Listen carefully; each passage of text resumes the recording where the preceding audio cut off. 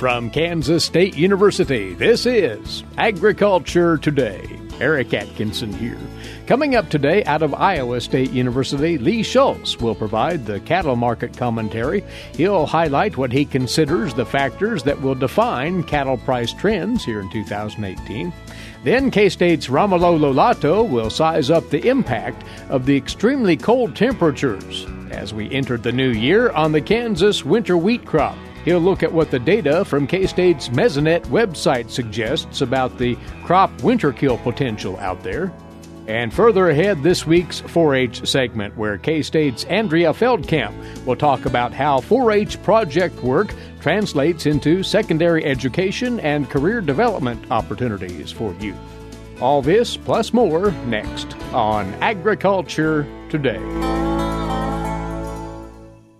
What is radon? Home exposure to radon gas is the leading cause of lung cancer death in the United States for non-smokers. In Kansas, 1 in 4 homes will test at or above the EPA action level. The Surgeon General recommends all homes be tested and fixed if necessary. Visit kansasradonprogram.org for more information. Test, fix, save a life. This message brought to you by the Kansas Radon Program, the Kansas Association of Broadcasters, and this station. How will the cattle and beef markets be different in 2018 from what occurred in 2017? Our guest now has put together some thoughts on that very question, and he's along with us to talk cattle market trends. Lee Schulz, livestock economist out of Iowa State University. We'll walk through some of the keynote things that will dictate how well things go for our cattle producers in 18 in just a moment, Lee. But looking back at last week's trade, you had a cash market, it appears, that held its ground for the most part, while the futures gave ground considerably at week's end. Well, and happy 2018 to our listeners. And that's really exactly kind of what we've seen with the story. Cash market trades were in that 122 and maybe a few at 121 for the live trade. For dressed, you were in that 193 to 195 range. Just for a bit of context, year-ago prices for on a live weight basis were 117 and a half, about 188 for dress weight. So we are a bit higher than what we've seen a year ago levels. Futures market, I think it was a bit of really two stories. Early on in the week, we did see some support in the cash trade. Colder weather, I think concerns about that, increased prices. And as we got later into the week, impact of the East Coast storm and possibly short-term impact on beef demand, and as well as that weather really broke. So I think that kind of drove some prices down later in the week. Feeder cattle trade did see a bit of spillover strength and weakness beginning and end of the week, but overall we've seen feeder cattle prices on the board stay about where they're at. This somewhat is in keeping with what you observed about cattle prices in 2017. You noted that the calendar year we just left was full of dichotomies, as you put it. It was. Really, when you looked at first half of the year versus second half of the year, first half of the year-over-year prices were lower. Second half of the year, we did see stronger prices for feeder cattle and live cattle. 2017 was overall a profitable year for the cattle industry. Cow-calf operations remained profitable, actually more profitable probably than they anticipated earlier on in the year or even into the summer, as we've seen that $20 rally in feeder cattle futures contracts that's really drove up calf prices later on in the year. Cattle feeders made money in 2017. Actually, estimates here at Iowa State University suggest it was second highest since 2003, and really not that much lower than the phenomenal year we've seen in 2014. So I think we did see a fairly profitable situation. I think that has maybe given a little bit of optimism as we go into 2018. Well, let's launch right into comments that you've actually put together in an article on this topic, Lee, recently. Cattle prices in 2018, will they continue at the current levels that we finished with in 2017? Well, there's a lot of factors that are going to drive these markets, but if we currently look at futures contracts and some of the levels we've seen for basis overall for 2017, if we kind of project that into 2018, I think we could see prices close to what we've seen in the fourth quarter of 2017. Overall, likely on an annual basis, they will be a little bit lower than 2017, and that's really the impact of larger supplies as we continue to see these larger calf crops, feeder supplies, and then that impact on fed cattle supplies.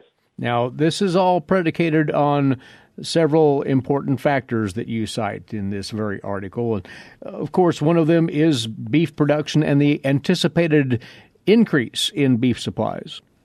Yes, and so this is a very, as economists say, it depends. I think when you look at, one of the main headwinds of prices is just overall increasing beef production. We've seen an increase in 2017 of about 5.2%. I think we're expected to see about another 3.5% in 2018. Now, it's important to put that in a bit of a context, too. We're also seeing total red meat and poultry supplies increasing as well.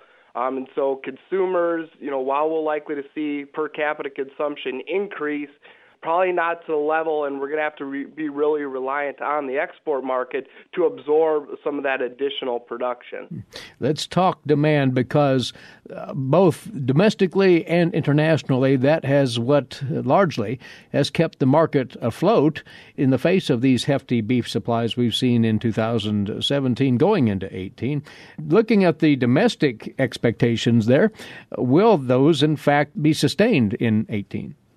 I think the end of 2017 gave us a little bit of momentum. We're really seeing demand turn the corner in the third quarter of 2017, and that really did help support really the cattle complex when we look at prices. As we go into 2018, we have seen some of our indicators suggest that, we will see a slow potential growth in demand. We are seeing incomes increasing. Economies are at 17-year lows. We're seeing higher home values, equity markets. So that all speaks to an improving economy. When we look at the export market, 2017 was a good year for beef exports. Through October, the most recent data we have, exports are up 14% on a carcass weight basis. The real key factor, I think, watching exports is how much of those exports are absorbing of domestic production. 2017, it was about 11%. If we can continue to grow that domestic production, we'll have to continue to grow that export share, likely see that grow to 12, maybe even 13% as we go out through the next several years. Really, that's a critical component because domestic consumption is likely to stay relatively flat, and so if we're going to continue to grow the supply, we're going to need that market to continue to increase to help support prices. In as far as likely factors of influence in the markets here in 18, something that was quite evident in 2017, costs of production were quite manageable, this having to do with lower feed grain prices, and that's likely to hold forth this new year as well.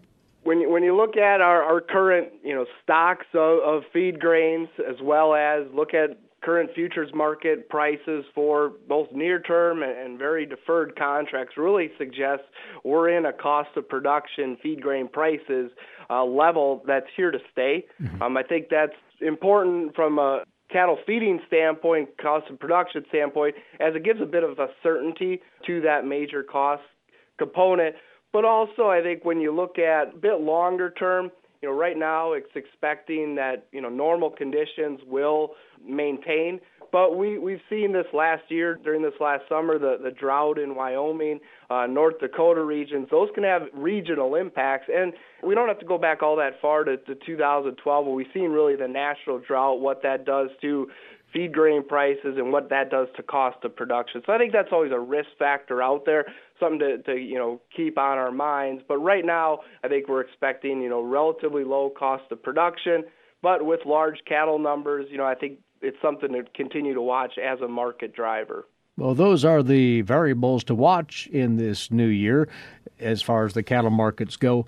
Want to leave folks with one last thing here, Lee. You noted this as well in your latest write-up, that there is an interesting development here in the cattle market, feeder cattle in particular, where basis remains extraordinarily strong, and while that might sound good, it also does somewhat alter one's ability to manage their risk as a cattle feeder. You might talk about that. With the strong basis levels, with the cash prices out in the country above what is being priced on the futures market, really that strong basis is an encouragement to market cattle in the near term, because we don't know where those cash prices will go relative to futures prices. You expect them to converge as those contracts expire, and we've seen that over time. So that is very much an encouragement with the strong basis levels. The strong basis in the near term doesn't really offer much opportunity to use futures markets to hedge that risk, because we don't know what that basis is going to be in the future. So you're subject to that basis risk then. I think producers really need to keep an eye on what feeder cattle basis does in the next several weeks. Two, if they have calves that are looking to market, that's really going to be a barometer. If we do start to see that basis converge to what futures prices are, it may be a signal to market those calves. And any hint at the moment as to whether we will see that convergence take place, the basis weaken up some? If you look at historically, really the first couple of weeks of January are pretty strong, and you see the latter couple weeks of January weaken a bit. And that's on a historical basis. Now, realizing this year could be very much different. But I think, with those basis levels kind of in historical highs would suggest that we'll just come back to the norm a bit. And so I think, we will see that basis weaken up a little bit. Also, when you look at just the marketing of calves, we're going to see feeder cattle, more supply of feeder cattle come online here as we get out through the next several months. Those are going to be those spring-born calves of a year ago, and so that supply is going to increase, and that'll pressure prices downward. Good input. Lee, we always appreciate your time. Thank you for joining us once more, and we will catch up with you again in a few weeks and see what's developed at that point in these markets as we get deeper into this new year. Thank you. Lee Schulz with us, livestock economist, Iowa State University, offering up those thoughts on the cattle trading trends here on Agriculture Today. For 25 years, K-State Research and Extension's Kansas Agricultural Mediation Services has been providing a no-cost, confidential place to call in and visit with an agricultural lawyer. Our experts are available to help you producers handle legal and financial issues. Explore your options and generate solutions. Call us at 800-321-3276 or visit us online. Kansas Agricultural Mediation Services.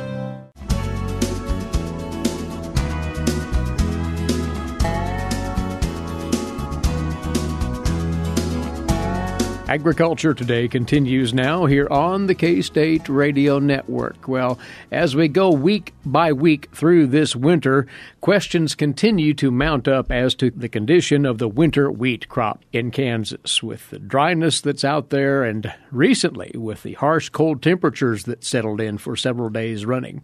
Our guest now has been monitoring what's going on and is going to offer some thoughts on the variables which may determine wheat damage from the cold weather and the dryness of late. Romulo Lollato is a wheat production specialist with K-State Research and Extension. Now, as we know, Romulo, winter wheat is durable when it comes to the winter, but it has its limits as well, doesn't it? Definitely, Eric. Definitely has its limits, as we can recall from that November 2014 freeze that came and caused severe winter kill throughout Kansas. So the crop can withstand cold temperatures, but it definitely has its limits. How cold tolerant can wheat be? Let's just start with that. Sure. Let's review some of the cold tolerance on wheat here. So if we think of the wheat development from sowing in the fall through harvest in the summer, right now, in between probably mid-December through early February is when the winter wheat is most cold hardy, right? So it's when we have our maximum cold tolerance. Now, if a crop is relatively well developed, meaning about 3 to 5 tillers and enough leaves out there to sustain that cold, it will be more cold hardy. So let's think of an ideal crop planted early October in parts of the state that had a good fall development. K-State research in the past has shown that during this time of the year, the crop that is well developed can sustain about 2 hours or so of temperatures in between -5 and -10 Fahrenheit. So those are pretty cold temperatures, right? We're talking about negative air temperatures. Again, it's important to remind that this is air temperatures and not temperatures at the crown level. Okay. So a well-developed crop will sustain temperatures as low as about -10 Fahrenheit to up to about a couple hours without substantial risk for winter kill. Now, a crop that is less developed, maybe a crop that has only one tiller or just starting to tiller, as many of the fields around Kansas this year that were planted late because of all the rain early October, maybe they didn't have enough time in the fall to produce enough tillers and are less developed, they will be more susceptible. So maybe that -5 or even less or even warmer temperatures than that can already hurt the crop. Mm-hmm. Now, those are air temperatures that we're talking about. If we think about the temperatures at the crown level, which right now is one of the most important things that we need to be worrying about, if those temperatures generally reach single digits or so, that probably will likely cause winter kill to the crop. So those are the temperatures that we're talking about during this phase of development, right? During the winter now, about -5 to -10 air temperatures, and obviously single digits in the crown level could lead to winter kill. Then do we have to add into that the duration of those cold temperatures? Definitely. So definitely, if these cold temperatures are sustained for several hours or even days, we are more likely to suffer winter kill than if it was just a cold snap just a short duration of that cold temperature. So definitely the duration of the cold temperatures are also going to affect our winter survival. And as a matter of fact, if you're curious about that, the Weather Data Library through the Mesonet site here at K-State tracks those cold temperatures and the duration. So if a producer would like to reflect back on that, they can go to the mesonet.ksu.edu website for a look, correct? That's correct. And they can also check how long those temperatures were sustained below given thresholds. So say that we're interested in knowing temperatures sustained below freezing temperatures. The Mesonet will offer that as well. So we have access to that. Now, with those thresholds in mind, how cold can the crop withstand at this point in time? And again, reminding always that it depends on the crop development. So late planted wheat will be more exposed to than an early planted or early October planted if we compare it this way. So if we were talking about, say, north central Kansas, fields that were planted early October as compared to late October, in between that rain, the early October ones would be more winter hardy than the late October ones. Mm-hmm. So the next question would be, how cold did it actually get? Right, so that cold spell that was over New Year's Day actually was actually really cold in parts of the state, especially north central Kansas near Scandia. We had cold temperatures reach as low as -16 Fahrenheit. The colder portion of the state was north central and northeast Kansas, and northwest and south central were more mild, but still reached negative temperatures. So the entire state had air temperatures below zero, and these temperatures were as low as -16 Fahrenheit in portions of north central Kansas. Now, the second question that you just asked us here was, how long were these temperatures sustained? So not only how cold they got, but for how long those temperatures were sustained below those thresholds that we were talking a little bit ago here. So again, those thresholds would be between -5 and -10 Fahrenheit. If we look at the number of hours the temperatures were below -5 Fahrenheit, actually we had anywhere between 4 to up to 24 hours that the temperatures were maintained below that -5 Fahrenheit. So a pretty long period of time, 24 hours there, over a day with temperatures below that -5. If we look at that second threshold, the -10, which is kind of in between, the wheat might sustain temperatures in between those, then it's just a smaller part of the state. Actually, just north central Kansas is the only place where we had as many as 10 hours of temperatures below -10 Fahrenheit. So again, if we look at the entire state, actually the entire state was exposed to anywhere from about 5 to 25 hours of temperatures below -5, which can hurt the crop. Parts of the state, especially north central Kansas, were exposed to as many as 10 hours below -10 Fahrenheit. So that's where we're more likely to see probably any potential winter kill or winter damage in kind of that north-central part of the state. Another factor that would have worsened it as well is the dry conditions that we are experiencing. Throughout the state right now, the U.S. Drought Monitor suggests that we are at least abnormally dry, but also parts of southwest Kansas, we have even severe drought occurring. So with a dry topsoil, if we had a moist topsoil, it could have acted almost like a snowfall as well, although differently, but it could also buffer temperature changes, right? So it would require more energy to drop a temperature of a moist soil as compared to a dry soil. The majority of the state has been dry for a while now, so we have very dry topsoil that wouldn't have buffered those changes in temperature as much. So a couple of things there that could have worsened it is that in case that snow was not there anymore, definitely they could have worsened the effects of this cold temperature, and this dry topsoil that it also is not going to act as a buffer to that temperature drop. So the soil temperatures might have become dangerously chilled as well. Exactly. For being with a dry topsoil, we would expect that the soils would drop temperatures more. Now, using a K-State Mesonet again and looking at those soil temperatures that we are measuring throughout the state, the lowest temperature that was measured at 2 inches depth, which is where our crown, or close to where our crown should be, was about 19 Fahrenheit. So the crown would be slightly above that, could have gotten colder than these. So although the soil temperatures that we measured across the state at the 2-inch depth, they never reached single digits, right? The single digits, again, is what would indicate that the crown wouldn't survive through the cold spell. So although at 2 inches it didn't really reach, the crown is slightly above that. So it's still, we can't be sure whether the crown was damaged or not. The soil temperatures indicate that there could have been some buffer. They were not as cold as we were probably expecting, which is positive, right? So that is a little bit of a good news there in between all this this bad news that we're talking about here. But the temperature at 2 inches was maintained actually above 28, 29, or even above 30 for most of the state, which is very positive, with the exception of north-central Kansas, where it reached 19. So there is the potential, especially north-central Kansas, that we could see some level of winter kill. Now, that will really depend on the temperatures at the crown level. The temperatures that we saw as far as air temperatures could have been damaged to the crop, especially where we measured minus 16 or less than minus 10 Fahrenheit. So there is the potential for some winter kill, I guess, especially in north-central Kansas, if that snow cover was not there anymore by the time that we saw those temperatures come down.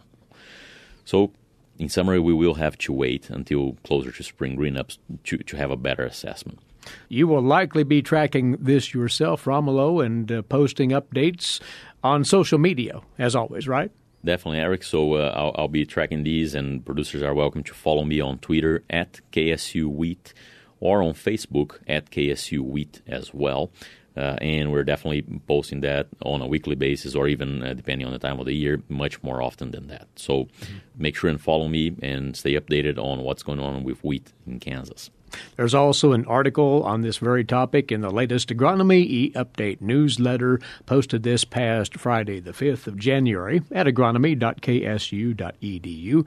We appreciate the comments, Romulo. Thank you. Thank you, Eric.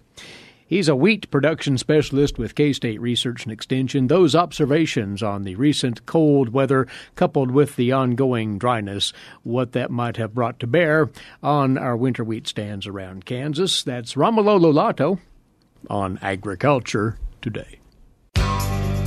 Have you ever thought about where your food comes from? If you're thinking the grocery store, think again. Facts show that the American farmer feeds more than 129 people. They are continually increasing and improving their operations. A wide variety of crops and livestock are grown in Kansas as well as the United States, providing food to your dinner plate. Next time you see a farmer or rancher, thank them. For more information, contact K-State Research and Extension.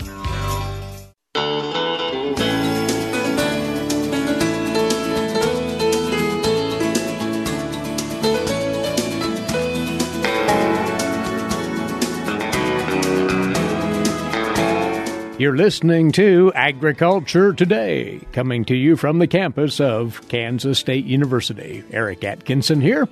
On we go now to today's agricultural news headlines for you, courtesy in part of DTN. NAFTA and the importance of that trade deal for U.S. agriculture was the focus of a session with President Trump and Senate Agriculture Committee Chairman Pat Roberts, as well as 5 other Republicans late last week. After that meeting, Roberts said in a statement that farmers and ranchers, quoting here, need to grow export markets and maintain our status as a reliable supplier, more especially with Canada and Mexico in NAFTA renegotiations. Roberts went on to say that the president understands the difficulty farm country is going through. I told him we need a good farm bill and the best trade agreements possible for all sectors of our economy. Roberts indicated that the president really listened to the concerns laid out by he and other Republican senators. Now, the president will be addressing the American Farm Bureau Federation later this afternoon, the first time that a sitting president has made such a speech since 1992. He is expected to focus heavily on some of the new recommendations on ways to boost the rural economy from that Rural Ag Prosperity Task Force, as it's called. This task force was created by an executive order the day that Agriculture Secretary Sonny Perdue was confirmed last spring. Its report also will be released today with a heavy emphasis on issues surrounding rural broadband and further loosening regulations on the rural economy, particularly regarding the area of biotechnology. Without releasing the full details of this report, senior White House officials said the task force emphasized the notion of minimizing government hurdles that dampen the deployment of technology and specifically biotechnology. Another official added that this rural task force report will also highlight challenges with quality of life issues, rural labor, technology, and for agriculture, the biotechnology possibilities that we have and other tools will have at our disposal to develop the rural economy. Further, the president is expected as well to acknowledge in his speech this afternoon that the Farm Bill expires later this year. However, White House officials indicated Friday that the president also will likely expect Congress to take the lead in drafting the Farm Bill. In showcasing that aforementioned task force report, the president, at the time the task force was created, wanted a roadmap to achieve agricultural prosperity and boost the overall rural economy. This report will note the rural economy overall is not performing well.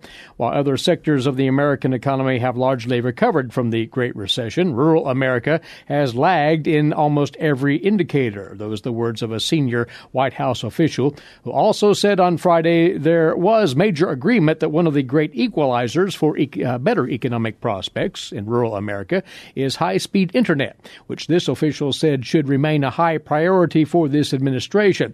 White House officials noted that 39% of the country does not have sufficient broadband access.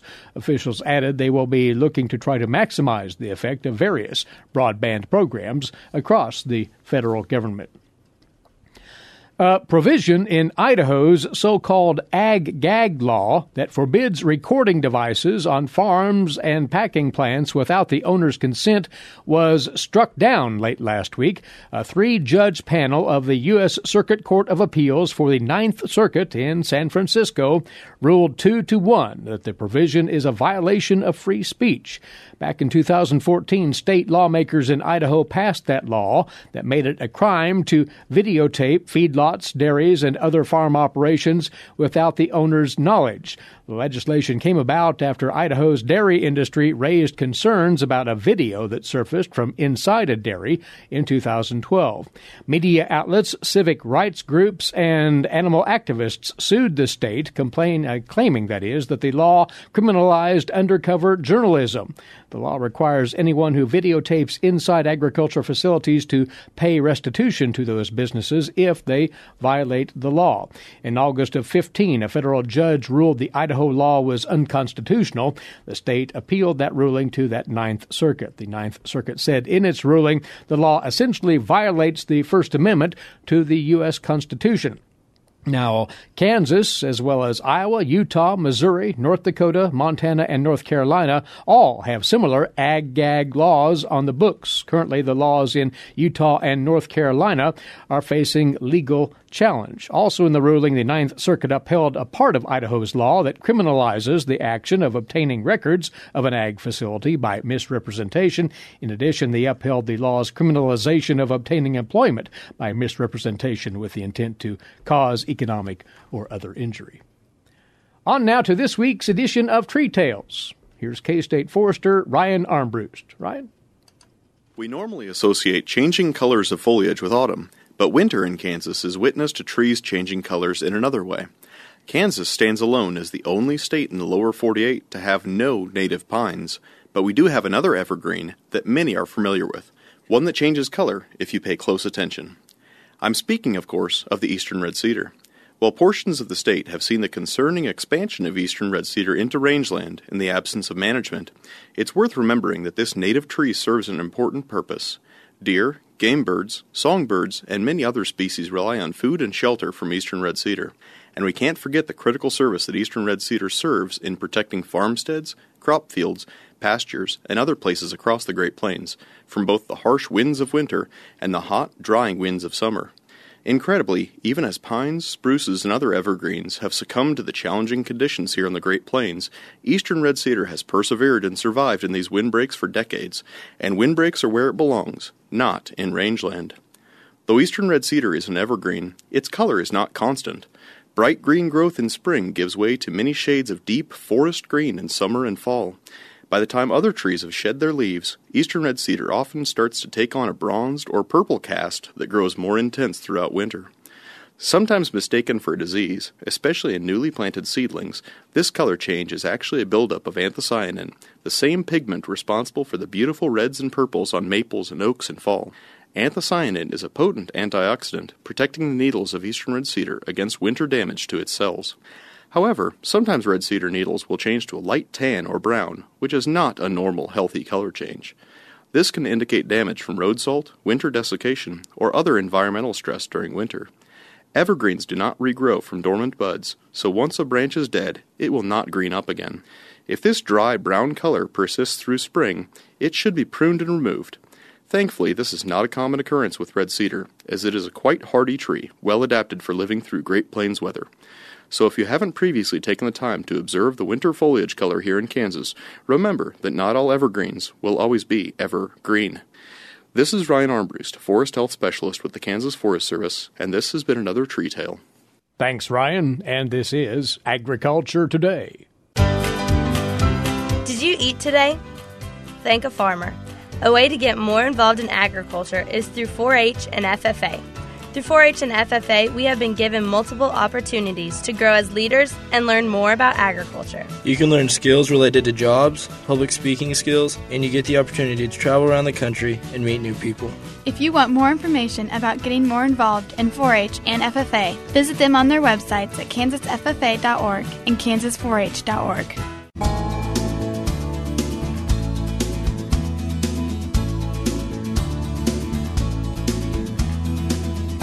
Agriculture Today is back now, and once more for you, another segment on the Kansas 4-H program. We want to broadly look at the value of 4-H projects as they might lead to majors in college studies as well as careers to follow. Some thoughts along that line now from our guest, Andrea Feldkamp of K-State Research and Extension. She's the 4-H and Family and Consumer Sciences Program Liaison here at the university.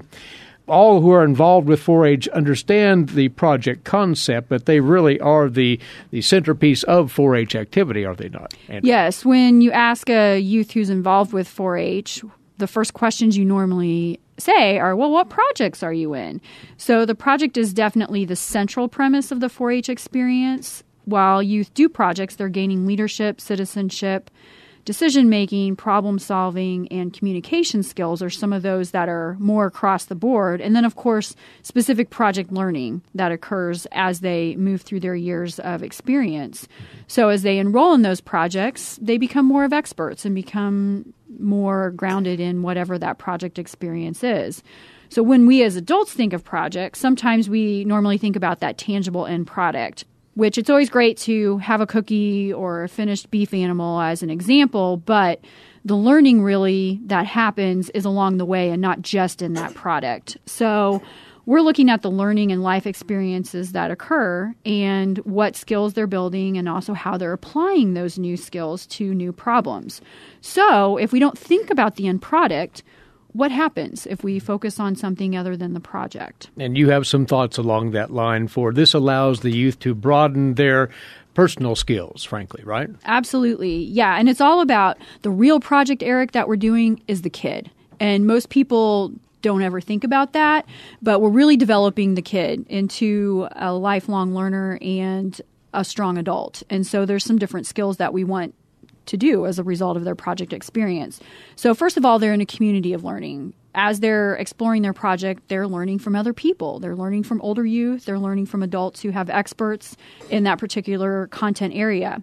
Projects are connected to majors. What kids enjoy doing and learn as in their younger years, that then leads to, well, what do you want to do with your life? And what do you want to learn more about? And that's how we get them connected to the college level as far as instructors and programs and events that can help with that project interest. A couple of examples that I'll highlight in our apparel, textile, and interior design department, they offer an annual symposium where 4-H youth can actually bring their projects that they've constructed, if you will, different garments, or any home environment related project work can be showcased there. Over on our animal science side of campus, they hold junior producer days that are for our young members to get some experience with various livestock species and learn some in-depth animal husbandry practices in those different areas. So lots of these different things are beneficial to making that youth experience being connected to those experts and field researchers to expand those learning opportunities. Mm-hmm. So we develop relationships, and then, of course, our learning continues. And there's the transition point. Once the youth have reached that high school graduation point, their 4-H careers may be closing out. But again, what they've gained from 4-H can easily be applied to the next step, if you will, right? Certainly. At high school graduation, the question then that most people ask is, well, what are you going to do, right, when those high school kids graduate? And for a lot of recent high school graduates, that's a scary question. They don't know what direction they want to go. Our 4-H members, they've got some project experience that can help bridge that gap to that next step. Maybe they're going to be connected to industry and get a job in that area. Maybe they're going to head off to higher education in a project area that they've really grown to love and become accustomed to. Navigating that major selection and career path is something that many undergraduate students struggle with. In particular, those new freshmen coming in, they've done a lot of different things. They've maybe been active in sports. What else is next? So our 4-H alumni often have a clearer path due to those project experiences that they've had. And then they can continue by making those important connections with tutors, researchers, teaching professors, et al. In college, right? Absolutely. So those connections can help get them to expand their learning, maybe help them to participate in leading some research, and also connect them to maybe their first professional job. So there's lots of different possibilities. It helps those students continue to gain and grow in their leadership skills. And then once that college graduation date arrives, they're ready to go for that first professional job. So throughout our 4-H experience, we're building on written and oral communication skills. That's one of the pinnacle foundations of Kansas 4-H to get them to that next step. So when this experience happens, we continue to connect that project along the way is that conduit, that very physical experience that alumni then continues on with. And then as an adult, that alum can continue sharing his or her passion with youth, perhaps by offering other project experience to younger members, or maybe getting involved in the community in that area to continue moving it forward. And that really is part of the encouragement here to continue the cycle as adults. If we've potential volunteers out there, for instance, this is the way you can extend what you gained as you think back on your 4-H career. based on what Andrea just said, and then contribute accordingly, right? Yeah, so you're building your profession. Each project has an area that is supported in our workforce world, and we want to continue providing those job opportunities, keeping our kids here in Kansas so that they can continue to give back.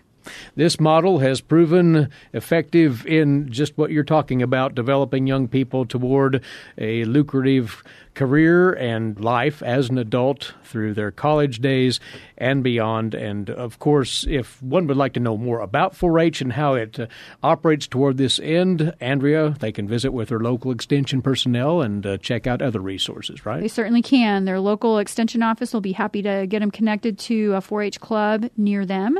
Also, visiting kansas4h.org will show them the statewide opportunities available to them. Very well. Good message to launch the new year with in regard to how 4-H lends to these important matters, and we appreciate your time as always, Andrea. Thank you. Thank you. It was a pleasure. She is Andrea Feldkamp, K-State Research and Extension. She is the 4-H Family Consumer Sciences Program Liaison here at the university, outlining in tangible terms how 4-H projects do lead to successes in college and then in eventual careers. That is this week's Kansas 4-H segment, bringing our Monday edition to a close. As always, we appreciate you tuning in and welcome you right back here tomorrow this same time. Until then, Eric Atkinson bidding you a good day for Agriculture Today. This is the K-State Radio Network.